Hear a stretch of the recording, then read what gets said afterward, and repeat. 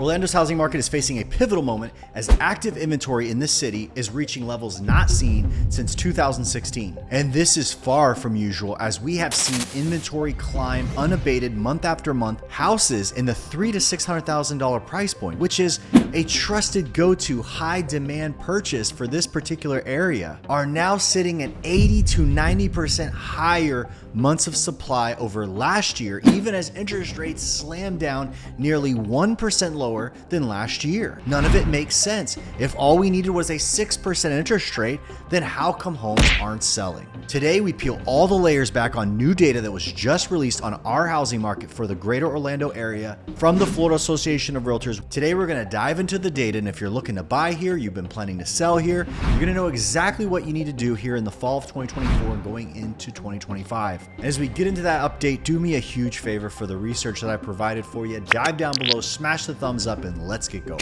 All right, my friends, we are going over the Orlando Metro Statistical Area, the MSA. This is a government enacted area where all the major metros in the country are divided by really the main city. And I'll give you an overview. This is actually going to be Seminole County, Orange County, South Lake County, and Osceola County. There's not really a lot of Polk County in this particular market update, so that's going to be for another video. But what are we seeing? As I told you in the opener, we are seeing active inventory surge to a level. You can see it here. We're nearly 9,000 homes in August. That's 58% over last year. And that is 14 out of the last 15 months, except for right here. You see in November, it took a little breath and there was a little bit of a sell-off. And ultimately that's holidays. People just pulled back. But you've seen really for 15 months straight an unabated volume increase. Now, why are homes going unsold? Well, we're going to uncover that in this video. Is it a surge and people in desperation like, I got to sell now? Life has changed. Is it a big uptick in active inventory, or is it on the demand side with the buyers? Are the buyers just out of the market? But one of the things I will tell you behind the scenes as we look at active inventory is burgeoning in the low and mid-range housing markets. So from 300,000 all the way up to 600,000 is growing big time. And I'm talking 70, 80% in those particular categories. Well, why is that happening? Well, I think ultimately you're having price categories growing down, okay? So somebody that was in the $400,000 to $600,000 price point, you're seeing some of that roll backwards. And ultimately right now, you're going to see what's going on with price here in a moment. So I won't let the cat out of the bag as just how much price is decelerating or if it's climbing. You're seeing a massive uptick in available options for those in the low and mid-range price points than you have in many years.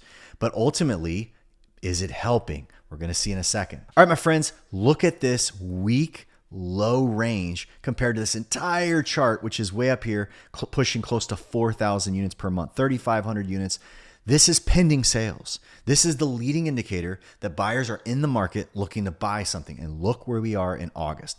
2,423 houses pended, represents 4% less than last year. Now, my friends, why is this a problem?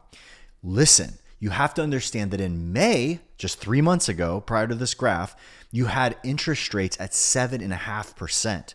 Those interest rates fell to around 6.5%. So if you're on social media, you see your friends in the mortgage business and the realtors and all this saying, oh, interest rates are falling. And they did. They came down to 6.5 in August, 6.4, 6.3. You could be locking in at those rates with good credit. Did it help? I mean, you're talking 0.75 to 1% cheaper interest rate. I mean, it was a huge plummet overnight. And here we are, we still cannot turn over more homes than last year. This buyer right here, 2,400 were pended, way less than most August in history. You go back in August, there was 700, 800, 1,000 more homes sold on these same months, yet you have big time anemic sell-off. If you look back to 2020 and you're in Orlando, it now costs you, if you're putting 5% down on your mortgage, 115% more per month to buy a house, while your rent might be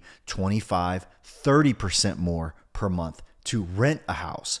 So ultimately what's happening is you're having people debate shelter cost. And if you don't already own a home and you're looking to buy another one, you're going to sell one in the market in order to get that equity out. Possibly you shield yourself from the high cost of which is buying a house right now.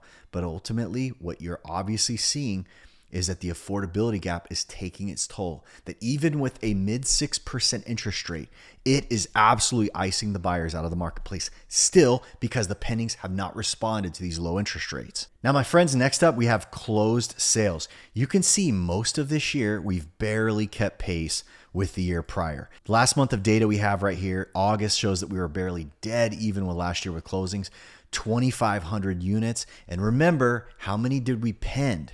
Remember, I just showed you a second ago, we're only putting 2,500 homes in our contract.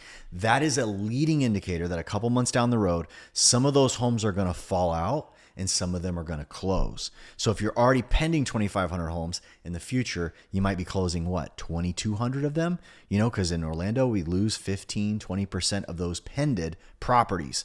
So essentially, we're not going to get much help from where we are now. But let's see how many are hitting the market, because ultimately, hey, it's not a big deal if you're only pending 2,300, 2,400, you're only closing 2,400, 2,500. How much more new sellers are bringing more inventory and stacking them on top of what's already in the marketplace? Look at this. 3,500 units listed in August, 3,500 units listed in July, 3,600 listed in June. Listen to this, folks. These are big, big numbers. This is interesting because one thing you have to understand is the natural flow of the market. And what we're seeing with sellers in Orlando right now is not normal. Here's what I mean. See this peak in 2019, the highest new listing month, highest amount of homes coming to the market. When was it? May. What happened after May? It plummets every year. Look at this. The prior year, 2018, whoa, you can set a watch to it. It did the exact same thing. It plummets. So ultimately, middle of the year, you have a peak like here in June. But by the time you get to August, the numbers fall way off. But look what's happening now. We've clustered these big numbers month after month. But look at the averages. Notice how there's really been no dropping. We've averaged around 3,500 to 3,600 new listings for several months straight. And as I look at this picture, you know what it tells me? It tells me that home sellers in Florida, for whatever reason, they're either leaving the area, there's reverse relocation, you have some forced sell-off, there's something pushing the natural numbers. Because for us to peak around 3,700 homes, that is the highest amount of homes that we listed all year. And we're still within 100, 200 units of that several months later. To me, as we head into the fall, that is an interesting thing. Are we going to see a back off of the new listings? And I would contend that we will not. I seriously think that for whatever reason in the marketplace, home sellers in Florida have got it in their heads, and particularly in Orlando, they're saying to themselves, time is no longer on my side. If I wait longer, it will be worse. And ultimately, look at this. See how high this is? 4 or 5 months straight up here. Look at how many months you have to go back before you saw volume anywhere remotely near this. And we were in much different interest rate and a much different aggressive environment. So all these trades up here, when you see we're pushing close to 4,000 units, that's because there was huge amounts of loan applications, huge amounts of people in the market buying. We have new data now. We just got data for September that says we have some of the lowest amount of loan application for last month of any month on record for September. Okay. Now think about that. You have a massive transition, a favorable interest rate environment compared to the last 2 years. So when you've been hovering around 7.25%, 7.3%, and now you have interest rates at 6.2, 6.3 with people with excellent credit, and the marketplace still has record low loan apps. You have a massive amount of buyers that just aren't there. And for whatever reason, and again, I'm not calling for anything. I'm not calling a market crash. I'm not calling anything. I'm just reading the tea leaves. I'm just looking at data and expressing what I'm hearing in the market and seeing with my eyes is happening in the market. You determine what you think is going to happen. As I said a second ago, there is a clear signal that on the seller side, home sellers are saying, if I wait, it'll be detrimental. That's the only thing you can validate, unless you think there's also recessionary issues or there's financial pressure. People have these homes that are second homes or their investment properties, and they cannot stomach the tax and insurance and the cost. Same reason the buyers can't buy them.